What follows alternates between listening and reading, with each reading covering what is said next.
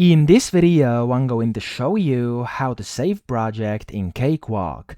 Now to do this, you want to open the project you want to save, go to the top left, click on File, and then from here you can simply click on Save, which is going to save your current project in the current location.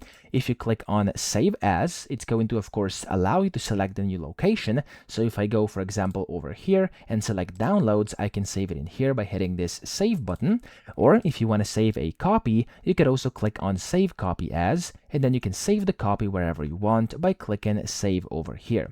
That's of course the easiest way to save your project, but if you want to save it and then import it somewhere else, like in Cakewalk Next, because I'm currently using Cakewalk Sonar, you want to go to File, Export, and you want to export it as Cakewalk Interchange, which is going to be a CXF file, and you can then of course just import this in whichever program you want, like Cakewalk Sonar or Cakewalk Next. That's how to save your project. I hope this video helped you out. If it did, please subscribe to the channel and help me out as well.